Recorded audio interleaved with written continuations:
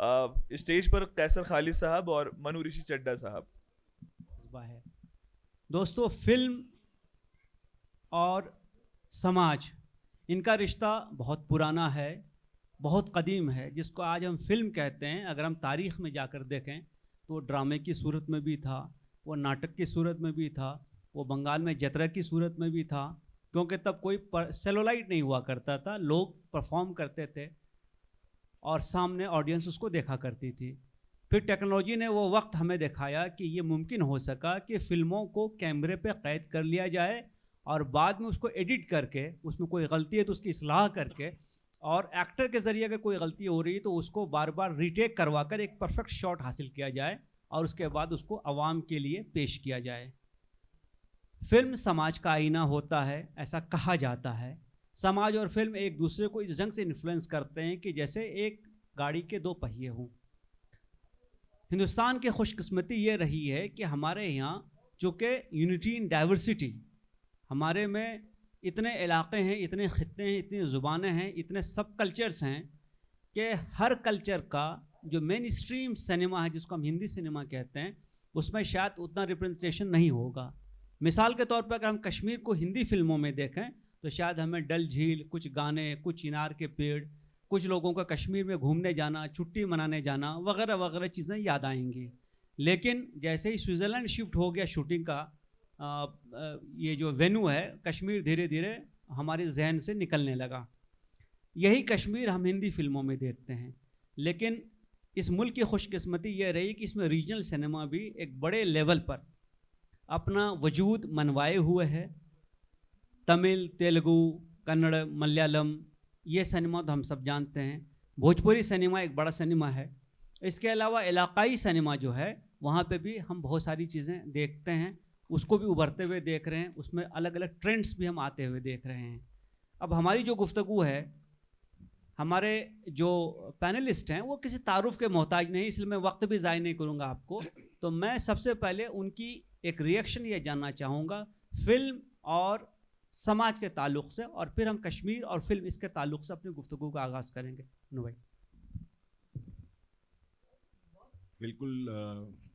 पहले तो सबसे पहले शुक्रिया, आप लोग यहाँ बैठे हैं। बहुत सब चाहिए होता है, इतना अच्छा कुछ देखने के बाद, सुनने के बाद ऐसी बोरिंग बातें भी सुननी पड़ती हैं कभी कभी। सिनेमा अपने में एक एंटरटेनमेंट है, पर उसकी बातें करो तो बहुत बोरिंग भी होती हैं। पर समाज और सिनेमा दोनों का एक मिलन बहुत सदियों से रहा है। जब से कहानियाँ कहनी शुरू हुई हैं, बातें या कहानियाँ, कथाएं, तब से कहने का माध्यम जो था वो बना और बदलता भी रहा। ऐसे में सिनेमा आया और सिनेमा ने अपने सोच, अपनी एक्सपर्टीज़ के साथ समाज के अंदर जज्बात जो हैं, कहानियाँ जो हैं, उनको पेश करना शुरू किया और लोग सम्मोहित हो गए और सिनेमा अपने में एक बहुत बड़ा मीडियम बन गया। समाज सिनेमा में दिखता था, दिखता है, दिखता रहेगा। मैं ये बहुत ही स्ट्रांगली मानता हूँ। और कहानियाँ भी हमको समाज से मिलेंगी और सिनेमा में उसको अपने अपने तरीके से दिखाने की कोशिश सिनेमा हमेशा करता रहेगा। आज जो दौर बदला है वो ओपिनियन का दौर है, ओपिनियन ओरिएंटेड सोसाइटी है। तो किसी भी एक इमोशन को या सोशल कॉज को या किसी भी एक ऐसे जज्बात को जिससे आप कहानियाँ बनाना चाहते हैं या उसको सिनेमा में दिखाना चाहते हैं और महसूस कराना चाहते हैं, उसमें समाज का अपना एक योगदान था, है, रहेगा, ऐसा मेरा मानना है। इस इब्तिदाई गुफ्तगू जिसने कि हमारा टॉपिक किया है, उसकी तरफ जाने के लिए हमारी राह हमवार की है।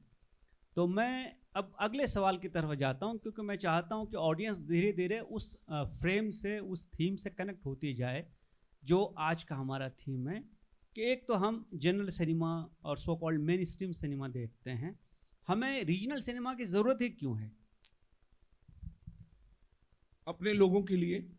हम अपने घर परिवार में बैठकर अपनी भाषा में बात करते हैं। हम जो खाना खाते हैं उसमें हमारे जज्बात छुपे होते हैं। वो हमारी रोज़मर्रा की ज़िंदगी होती है। और एक और रीजनल सिनेमा से अगर लोग फॉलो करते हैं रीजनल सिनेमा, तो आप उनके कल्चरल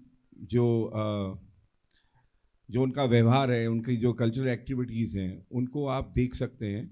और देखा जाए तो पूरे देश को आप सिनेमा के ज़रिए समझ सकते हैं और पहचान सकते हैं, और आप गर्व से कह सकते हैं कि इस इमोशन से अगर वो एक कल्चर या वो एक समुदाय वाकिफ़ है तो मैं भी वाकिफ़ हूँ। मैं समझ सकता हूँ कि लोगों को इतनी आदत नहीं है कि वो किसी और भाषा में फिल्म देखें, या शायद समय नहीं है, लेकिन अगर कुछ बेहतर सिनेमा या बेहतर फिल्म बनकर आती है और देख ली जाती है, तो फिर वो जो एक्सचेंज होता है वो हमारे साथ जीवन भर रह जाता है, और हम कह सकते हैं कि हाँ, ये हम इस कंट्री के, इस देश के को समझते हैं और जानते हैं, और पूरी सूझबूझ के साथ हम महसूस कर सकते हैं कि what is actually culture is all about. ये सवाल मैं इसलिए मनु भाई से कर रहा था कि मुझे उस सवाल तक आना था जिस सवाल को अब मैं उठाने जा रहा हूँ। हम लोग जो नॉर्थ इंडिया से ताल्लुक़ रखते हैं, एक बड़ा समुंदर सा है।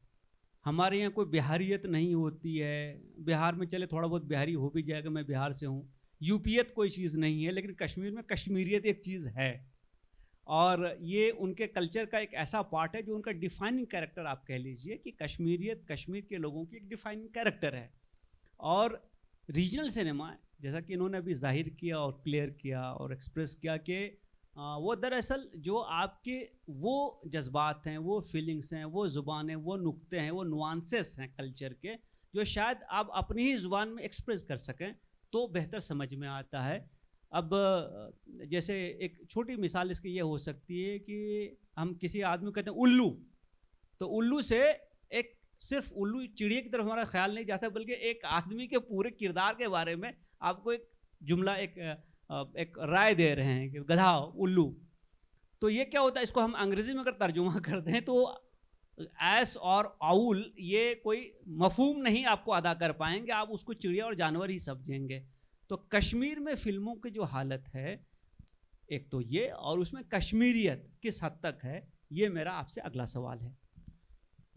कश्मीर का सिनेमा जो है वो बहुत, मुझे कष्ट भी हो रहा है, लेकिन कश्मीर का जो अपना सिनेमा है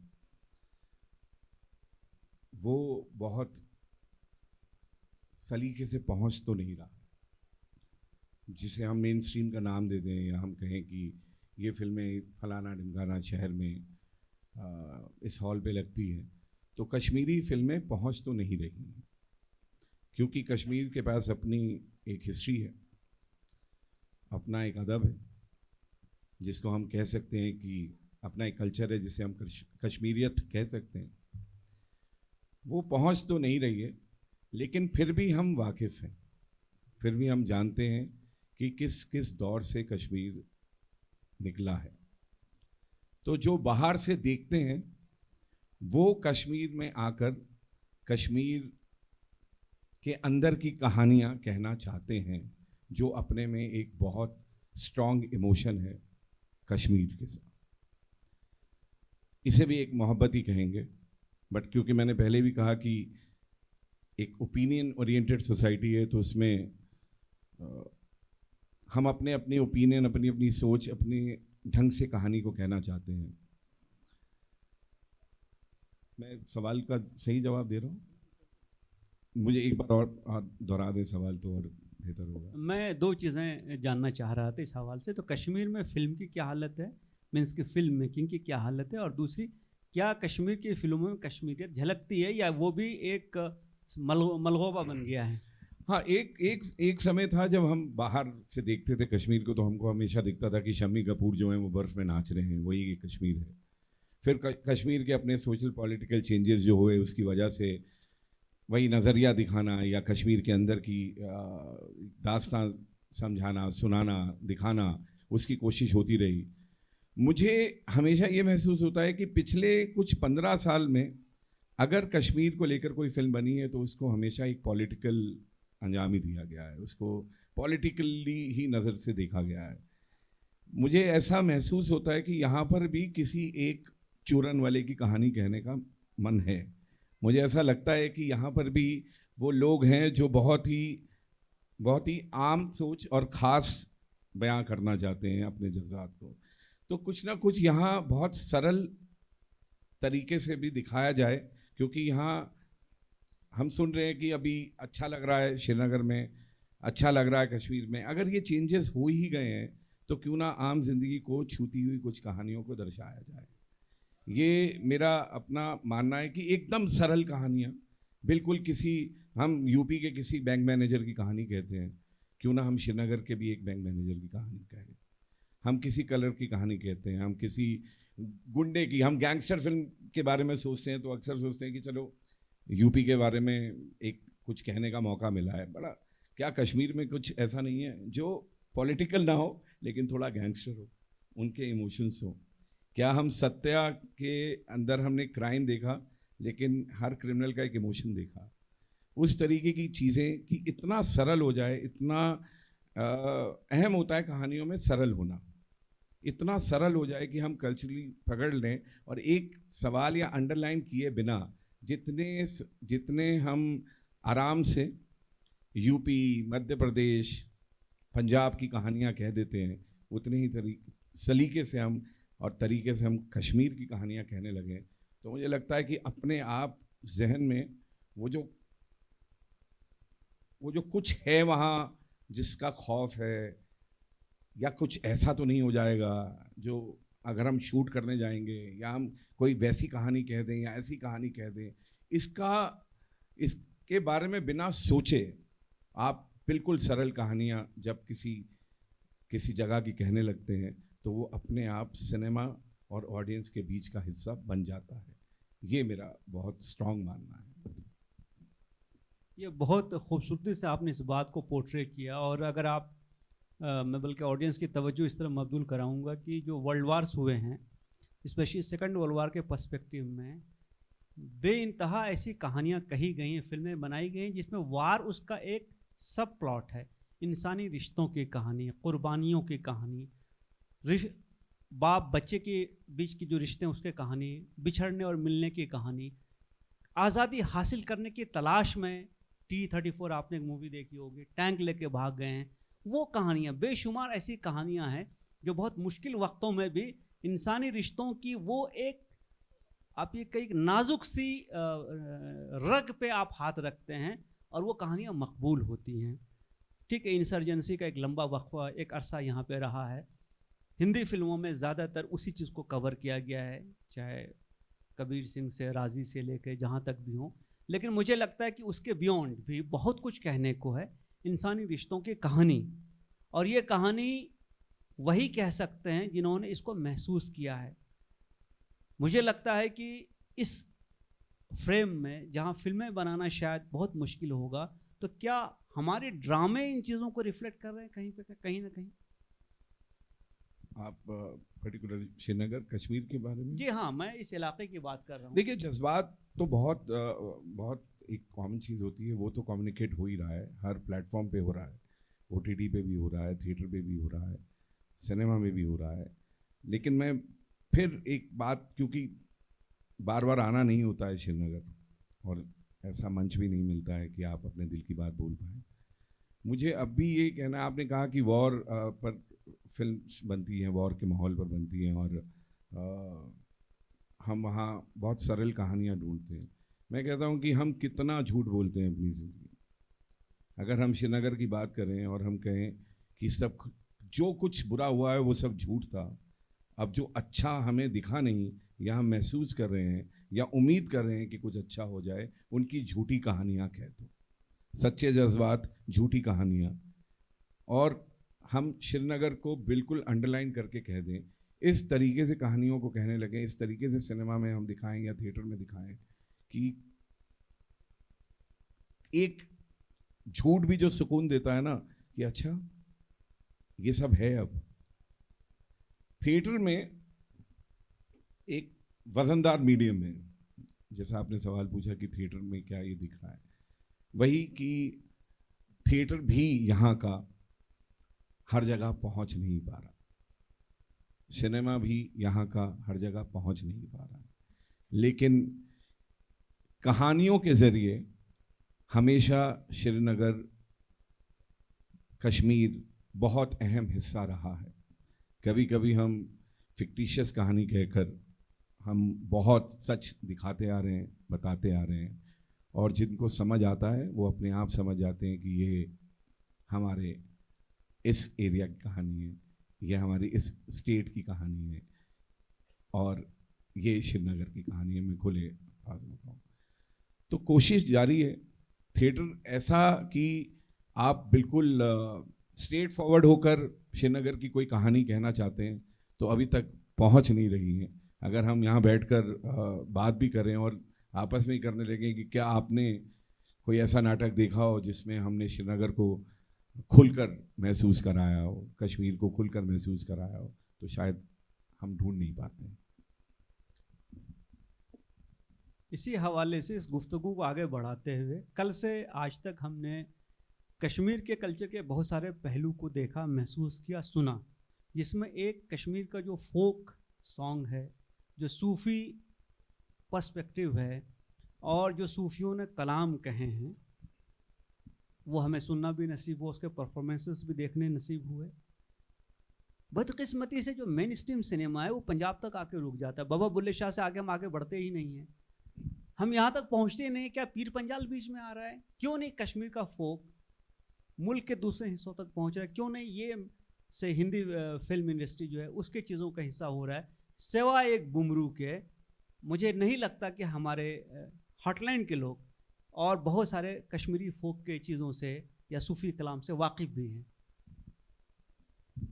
ये बिल्कुल सच है कि हम सच में पंजाब तक ही सीमित हैं। अगर सूफ़ी स्पिरिचुअल किसी पोएट के बारे में बात करनी है तो इसमें मैं कुछ बात करूं ये तो मुझे नहीं पता, पर मैं माफ़ी चाहूँगा कि हम इस हद तक हैं कि हमें मालूम ही नहीं है कि बहुत चीज़ें सूफ़ी म्यूज़िक को लेकर या पोइट्री को लेकर इस देश के उस कोने तक पहुंची हो जहां पर पंजाबी म्यूज़िक या पंजाबी सूफ़ी या पंजाबी किसी फिलोसफर या पोएट की बातें पहुंची। तो सबसे पहले तो on behalf of my industry, जिसने मुझे नॉलेज दी है कि आप ये सुनो, ये देखो, उनके बिहाफ पर मैं माफ़ी चाहता हूँ कि ये सब चीज़ें हो नहीं रही। और अपने आँख कान खुले करके मैं यही कहूँगा कि जानिए, समझिए, हमारे पास अभी सोशल मीडिया, गूगल, दुनिया भर के मीडियम हैं नॉलेज लेने के लिए। और हिंदी से थोड़ा हिंदी के करीब भी है पंजाबी, सरल पंजाबी जो है हिंदी के करीब भी है। हिंदी का अपना एक डोमिनेंस रहा है। हिंदी जो है, मैं अशोक जी से अभी जयपुर में मिला तो उन्होंने बहुत अच्छी बात बोली मुझे कि हिंदी के बहुत रूप हैं। एक बिहारी हिंदी है, एक पंजाबी हिंदी है, एक यूपी की हिंदी है, फिर अंदर ही अंदर बदलती चली जाती है। वो बाई चांस ही हिंदी पंजाबी, पंजाबी हिंदी, उसमें शायद वो जो सोच का एक पुल बनता है या समझ का पुल बनता है या भाषा को समझने का एक जो तरीका होता है वो थोड़ा सा सरल हो गया, और कश्मीर के साथ वो रिश्ता नहीं बन पाया। लेकिन ये नॉर्थ की अपनी एक बीमारी है, मैं आपको सही कहूँ। कल्चरली तो कश्मीर, वही कि हम कश्मीर में हैं तो कश्मीर को अंडरलाइन कर रहे हैं, पर आधे से ज़्यादा 80% लोगों को कुछ मलयालम सिनेमा से भी लेना देना नहीं है, तमिल सिनेमा से भी लेना देना नहीं है। और हालांकि वहाँ की फिल्में अब आती हैं तो ब्लॉकबस्टर हिट हो जाती हैं। तो जानना चाहिए। मैं इस आपके सवाल में एक शिकायत महसूस कर रहा हूँ, और मैं खुद शर्मिंदा हूँ कि मैं खुद नहीं जानता हूँ कि किन राइटर्स को हमने पढ़ा है और किन राइटर्स को नहीं पढ़ा है। पर अब ये वादा है कि ये जिम्मेदारी ली जाएगी और लोगों तक पहुँचाई जाएगी कि हाँ भाई, एक सूफ़ी नज़रिया जो है वो कश्मीर के पास है, म्यूज़िक के ज़रिए, पोइट्री के ज़रिए आप और हम सब मिलके कुछ करें कि वो एक ये सवाल ना उठे। बल्कि मैं याद दिलाऊं कि कल यहाँ पे कश्मीर और सूफीज़म पे गुफ्तगू थी, बड़ी अच्छी गुफ्तगू थी। और उसमें मुझे ये जानकर हैरत हुई कि बाबा नूरुद्दीन, उन पे अभी तक 70 से ज़्यादा एपिसोड एक प्रोग्राम चल रहा है उनके कलाम पे, उनकी शायरी पे, और ये रेडियो से नश्र हो रहा है। दुनिया में बहुत सारे जगहों पे, बल्कि हिंदुस्तान में और आसपास के मुल्कों में पॉडकास्ट के ज़रिए म्यूज़िक और स्टोरीज़ इतनी मकबूल हो रही हैं कि आप अगर प्लेटफॉर्म पे डाल दें तो वो दुनिया में कोई भी आदमी कहीं पे भी सुन सकता है। मुझे लगता है कि शायद यहाँ पे उसकी ज़रूरत है। हालांकि अभी एलजी साहब ने इसको अंडरलाइन किया कि इन्फोटेक और आईटी बेस्ड इंडस्ट्रीज़ यहाँ पे 2020 से काफ़ी बड़े पैमाने पे हो रही हैं। तो कहीं ना कहीं आपको नहीं लगता कि शायद यहाँ से भी रीच आउट होने में कुछ थोड़ी सी मतलब वो एक दो कदम आगे और एक कदम पीछे जाने का कुछ माहौल है? मुझे ये नहीं लगता है कि यहाँ से कोई कमी होगी। मैं बहुत ही सच्चाई से अपने बारे में जितना जानता हूँ, मैं सोचता हूँ कि मेरे जैसे ही लोग मेरे आसपास इर्द गिर्द हैं। ये सिर्फ एक अजीबोगरीब एक साइलेंट एरोगेंस होती है। ये बहुत ही ज़्यादा आपके साथ बचपन से ही चल पड़ती है, अब क्योंकि हम हैं एक ऐसे माध्यम से जुड़े हुए जिसे सिनेमा कहते हैं, जो कहानियों का मोहताज है, उसमें अब लगता है कि एक्सेप्टेंस बहुत ज़रूरी है। आपको जानना भी पड़ेगा, आपको जानकारी हासिल भी करनी पड़ेगी। कम से कम अब किसी कश्मीरी म्यूज़िक को सुनने के लिए या कश्मीरियत को समझने के लिए आपको ज़रूरी नहीं है कि ट्रेन की टिकट करा के या फ्लाइट की टिकट करा के यहाँ आना होगा। आपको पॉलिटिकल अवेयरनेस सारी है, कि क्या हो रहा है, क्या हुआ था। वो जो एक इमोशन है कि मतलब है ही 80% लोगों को थोड़ा पॉलिटिकल हो जाएगा, मैं बोलना नहीं चाहूँगा। तो जितना हम जानना चाहते हैं उतना हम जान ही लेते हैं। पर अदब, लिटरेचर, पोइट्री, सूफीज़म, ये जो कहानियों का हिस्सा है, ये जो एक ब्रिज ऑफ अंडरस्टैंडिंग जो होता है, जो बनता है आम आदमी में, और उसमें जो कलाकार है या जो पोएट है, वो एक ब्रिज मुझे लगता है कि उस तरफ से इस तरफ बना नहीं, जिसके रीजंस बहुत पर्सनल भी हो सकते हैं लोगों के, लेकिन वो होते रहना चाहिए। मुझे सच में अगर ये समझिए कि कोई पोइट्री आपकी गूगल पर है या कोई ऐसा सूफी सिंगर जिसके बारे में गूगल पर डाल दिया गया है और उसको आप पढ़ने की कोशिश ही नहीं कर रहे हैं। सॉरी, मैं माफ़ी चाहता हूँ, आपने जिक्र किया कि आप सिर्फ बुल्ले शाह को ही समझने की कोशिश कर रहे हैं और उसी में इतने मंत्रमुग्ध हो जाते हैं, तो फिर आपको वो अपनी एक्सेप्टेंस नहीं है कि आप ही बेवकूफ़ हैं। हम कब तक ये बोलते रहेंगे कि उधर से कुछ कमी है, हम तक पहुंच ही नहीं रहा है। लेकिन अभी बहुत ही एक इंडिपेंडेंट अप्रोच है, आपकी सेल्फ अप्रोच है कि आप गूगल पर जाते हैं, आप इंटरेस्ट पैदा करते हैं किसी चीज़ का, फिर गूगल पर जाते हैं, सर्च करते हैं, नहीं तो किसी दोस्त से पूछते हैं, किसी जगह पर कश्मीरी म्यूज़िक या पोइट्री के बारे में जानते हैं, तो फिर आपको इतना मुश्किल नहीं हो सकता हासिल करना किसी भी में। तो मुझे शायद पर्सनली नहीं लग रहा कि कुछ यहाँ से वहाँ पहुँचने में कमी है।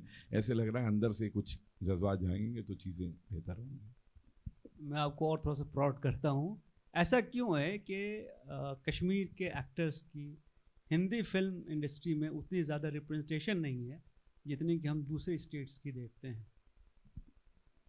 ऐसा है, आपको लगता है? उधर से तायद हो गई। भाई देखिए, बॉम्बे में आकर तो चाहे कश्मीर से हो चाहे आप कहीं से भी हो, बॉम्बे में आके टिकना पड़ता है, रहना पड़ता है, भूखे रहना पड़ता है। तो आमिर बशीर साहब वहाँ आते हैं, वो रुकते हैं, थिएटर करते हैं, टिकते हैं। मेरी तरह ही मैं दिल्ली में हूँ, लाला का बेटा दिल्ली में, और वो श्रीनगर से आते हैं, थिएटर करते हैं। आज वो बहुत अच्छे मुकाम को हासिल करके बैठे हैं। तो मुझे ये थोड़ा सा क्यों नहीं है, ये सवाल बहुत ज़्यादा पॉलिटिकल लगता है। ऐसा होता नहीं है सर। कहीं पर बैठा हुआ कोई बिहार में, मैं एनएसडी के लिए अप्लाई करने के लिए गया तो मुझे बज्जू साहब, राम गोपाल बजाज उस समय डायरेक्टर थे, उन्होंने कहा कि यार तुम्हारे पास सारी सुविधाएं हैं, तुम यहाँ नाटक देख सकते हो, कर सकते हो। ये 22 एडमिशन उन लोगों के लिए रहने देते हैं जिनके पास इतनी सुविधाएं नहीं हैं, उनको आके पढ़ने दो, वो आगे। वो बात अलग है कि एनएसडी करने के बाद अगले दिन डिग्री मिलते ही या ग्रेजुएशन करते ही वहाँ से आप टिकट कटाते हैं और बॉम्बे चले जाते हैं और थिएटर मीडियम जो है पूरा सूखा का सूखा रह जाता है। लेकिन मैं आमिर बशीर के बारे में जितना बोल रहा हूँ वो बहुत यही है कि आमिर ने आर्ट के लिए श्रीनगर छोड़ा और वो वहाँ गया, उसने वैसे ही थिएटर किया। वो एक चिंगारी ग्रुप था, उसमें थिएटर करते थे, मैं अस्मिता में करता था, हम लोग आमने सामने एक दूसरे को देखते थे। बॉम्बे शहर में भी स्ट्रगल की और फिर उसके बाद पहुंच गए। बोलिए बेटा सर, मैं थोड़ी सी खलल डाल दूं?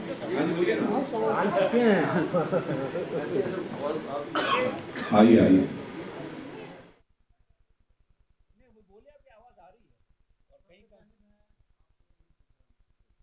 आपने जो जवाब दिए, मैं एज एन एक्टर काम करता हूँ। आप जब आए थे तो मेरे को देखते ही लगा कि आप एक्टर हैं। हाँ, आगे सुनिएगा। और मुझे ये भी लगा कि आप बहुत सालों से बॉम्बे में आना जाना कर रहे हैं। मेरी बात सुनिए चलिए, मेरी बात मुकम्मल नहीं की। मैं आपके जितने भी जवाब आपके लगे, उन्होंने मेरे जज्बात को छुआ। मैं आपको सलाम करता हूँ। मेरी पैदाइश ज़मीन से है, ताल्लुक इसी मुल्क से है, लेकिन कुछ चीज़ें ऐसी है कि जहाँ पे पता नहीं कहीं कहीं पर मतलब ऐसा फील होता है। सबसे पहले अगर रुकावट आ जाती है लहजे की, मुझे अगर ये सब चीज़ आज तक नहीं समझ में आई कि लहजे की प्रॉब्लम क्यों आती है। लहजा जहाँ तक हम देखते हैं, हमने बहुत सारी फिल्में ऐसी देखी है, हमने रजनीकांत को पेश किया अपनी फिल्म लाइन में, उसको पेश किया 21 के दौर में, लेकिन लहजा उसने वही दिखाया। हमने बिहार से किसी एक्टर को पेश किया, उसका लहजा वहाँ से आया। लेकिन जब कश्मीरी एक्टर सामने आ जाता है, उसे ये कहा गया है, हो सकता है कि मुझसे भी ऐसी बात कही गई हो कि लहजा आपका दूसरे। मैं आपको एक छोटी सी बात बोलता हूँ। आप जो उदाहरण दे रहे हैं ना, आप बैठिए ना, आप जो उदाहरण दे रहे हैं ना, रजनीकांत लहजे के पर डिपेंडेंट नहीं है। रजनीकांत जो करते हैं उसको सिनेमा का बाप बोलते हैं, ठीक है। आप जो उदाहरण दे रहे हैं, मैं और आप रियलिस्टिक सिनेमा के लोग हैं। मैं इतना जानता हूं कि एक चेहरा होता है जिसके लिए लोग, देखिए मैं मनु ऋषि हूं, हॉल भरा हुआ था, धीरे धीरे खाली हो गया, ठीक है। जनाब गए, तमाम शायर बैठे हुए हैं, धीरे धीरे खाली हो गया। तो इससे आप समझिए, इसी को कहते हैं रिसर्च, कि सिनेमा में हीरो कौन होगा। और एक्टर का मकसद होता है कि क्या किसी कश्मीरी पर फिल्म बन रही हो तो मुझे मौका नहीं मिलना चाहिए कि मैं कश्मीरी को बोलने की कोशिश करूं और मैं एक्टिंग करूं, मिलना चाहिए। ऐसे ही अब वो दौर नहीं है। ये जो शिकायत आपको है, वो शिकायत अब हट जानी चाहिए, क्योंकि अब मुकेश छाबड़ा जो है कश्मीर के अंदर रहकर एक्टर्स को ढूंढ के लेकर आता है। थोड़ी देर पहले जो इनको जवाब दिया था ना, वो बहुत ही काबिल सताइश था। वो मतलब बहुत, उसके लिए तो मैं सैल्यूट करता हूँ आपको। वो जो थोड़ी देर पहले आपने कहा कि यहाँ से भी कुछ कहानियाँ चुरानी चाहिए और मत बनाइए। नहीं, कोई बात नहीं, बोले। अच्छा है, मतलब ये अच्छा है कि मतलब अगर थोड़ी वो बंदिशें हटा के बोलिए। वो बहुत अच्छा आपने वो कहा कि यहाँ से भी अच्छी मुझे लगता है यहाँ की साधारण कहानियां वही हमारे लिए आप समझिए, मैं दूसरी बार आया हूँ श्रीनगर। हमारे लिए श्रीनगर का एक अलग रूप है जो हमको मिलता है। फिर उसमें दर्द, बॉम्ब, टेररिज्म, खून, मेरा कश्मीर या पाकिस्तान का कश्मीर, इनकी कहानियों के अलावा भी ये कश्मीर है।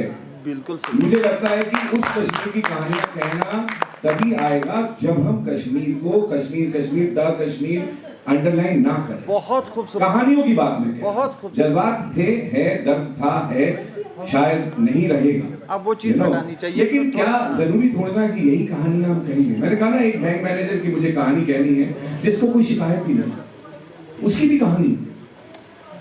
मुझे जिन कहानियों को मैं कहना चाहता हूँ, जिसे आज अशोक सर ने अपनी कविता में बयान भी किया, जब उन्होंने सुनानी शुरू की तो वो सरलता भी तो होती है ना कहानी। मैंने कहा ना कि चाहे सरलता नहीं है पर एक झूठ ही बोल लेते हैं यार। इस गुफ्तगू को मैं कंक्लूड करूंगा। दरअसल ये जो हम पर्सनली बात करेंगे, आपसे मिल जाएगी कहानियां हमको जी। अगर आपको याद हो तो मैंने कुछ फिल्मों का जिक्र किया था जो वार मूवीज थी, लेकिन वो वार मूवीज नहीं थी। मैंने T-34 का जिक्र किया, सेविंग प्राइवेट रैन एक मूवी है इसी ढंग से। बहुत सारी और मूवीज़ है जो इंसानी रिश्तों की कहानी है, और मुश्किल माहौल में जो रिश्ते बनते हैं उन पे जो कहानियाँ लिखी जाती हैं और जो उन पे फिल्में बनाई जाती हैं वो अछूती होती हैं। मैं दरअसल मनु भाई से यही जानना चाह रहा था कि हम कश्मीर को सिर्फ एक लेंस से क्यों देख रहे हैं फिल्मों में, इसके अलावा इंसानी रिश्तों के बेशुमार परतें हम उन परतों से क्यों नहीं देखे। राजी में थोड़ी बहुत कोशिश की उन्होंने उसको देखने की। तो कोई भी समाज जो बहुत मुश्किल दौर से गुजर रहा है वहाँ पे ऐसे रिश्ते जन्म लेते हैं, ऐसी इमोशंस जन्म लेती हैं जो शायद हमारी इंसानियत की मुश्तरका मीरास होती हैं, और वो चीज़ें रिप्रेजेंट होनी चाहिए। अगर आपने गुफ्तगू देखा होगा, चूँकि फिल्में जो हैं वो एक बहुत कॉस्टली अफेयर हैं, बहुत पैसे लगते हैं, तो उसमें इम्प्रोवाइज़ करना सख्त ज़रूरी है। जैसे मालेगांव एक शहर है नासिक के पास महाराष्ट्र में, वहाँ एक पैरेलल फिल्म इंडस्ट्री हुआ करती थी, मालेगांव के शोले। अब गब्बर जो है शोले में तो रामगढ़ में घूम रहा है, यहाँ पे और उसके वो कारतूस लटका हुआ है ना, यहाँ उसने गुटका लटकाया था, और उसके बाद गब्बर घूम रहा है मालेगांव का सुपरमैन मालेगांव का सुपरमैन। तो इम्प्रोवाइज करना सख्त ज़रूरी, इसीलिए मैं उस गुफ्तगू को एक दूसरे नहज पे लेके आया कि चलो अगर फिल्म नहीं बन रही तो थिएटर का क्या हाल है, उसमें ज़्यादा पैसे नहीं लगते। तो आप देखिए हम कोशिश ये कर रहे थे कि हम इसके अलग अलग जो एस्पेक्ट्स हैं उसको कवर करें। हम भी जानते हैं कि टैलेंट की कोई कमी नहीं है। हम भाई मैं तो आपको आपकी बात पे आ रहा हूँ। एक ज़माने में जब फिल्मों में काम करने का मेयार खूबसूरती हुआ करता था, हीरो के लिए भी और हीरोइन के लिए भी, तो मुझे लगता नहीं कि कश्मीर से ज़्यादा बेटर हमको उसके लिए कैंडिडेट मिल सकता था, लेकिन फिर भी तब भी ये चीज़ नहीं हुई। तो मुझे इस बात का अफसोस भी है, और इसीलिए डिस्कशन आज हम लोगों ने यहाँ पे रखा है। ये दरअसल उस ज़ख्म को थोड़ा कुरेदना था ताकि नासूर ये ना बने, और इसमें से जो पीप है और इसमें जो पस है वो निकल जाए और आदमी को एक कैथारसिस मिल सके। तो इसी कैथारसिस की उम्मीद पे हम इस गुफ्तगू को यहाँ पे कंक्लूड करते हैं। शुक्रिया। शुक्रिया जी, शुक्रिया। थोड़ा थोड़ा ये भी है कि कुछ भी रही हो कमियां, उस तरफ जो बोलते हैं उस तरफ और इस तरफ, ये कश्मीर के लिए, श्रीनगर के लिए सुनना तो बहुत तकलीफदेह होता है। और बिहारी हो, मध्य प्रदेश का हो, पंजाबी हो, सबके पास अपनी एक ज़ुबान है, उसको बोलने का एक तरीका है, अंदाज है। और वो यकीन मानिए मैं आपको यहाँ खड़ा होकर बोलता हूँ आपसे ये बात, मैं अपनी इंडस्ट्री के बिहाफ पर बोल रहा हूँ कि अब वो दौर ख़त्म हो गया है। There is something called realistic cinema which is happening in this world and in India also. तो आपको ये शिकायत, ये दर्द महसूस करने की अब ज़रूरत नहीं, आपकी बहुत कदर है। अभी लोग कहते हैं कि नहीं करवाना हमको किसी भी ऐसे एक्टर से काम जिसकी हम कहानी कह रहे हैं और वो वहाँ का नहीं है। मुझ पे भी, मैं बोर हो गया हूँ यार, मैं दिल्ली का हूँ, जब देखो दिल्ली दिल्ली दिल्ली दिल्ली दिल्ली, वही लक्की लक्की, वही दिल्ली दिल्ली दिल्ली दिल्ली, बुलाओ दिल्ली के लिए बुलाओ, मन्नू को दिल्ली के लिए बुलाओ। अरे मेरा पंजाब भी है, कश्मीर भी है, मेरा बॉम्बे भी है। I feel like doing Maharashtrian character. So that's a pain of an actor which even I feel after sitting here, you know. So let's see, things will change. Thank you very much.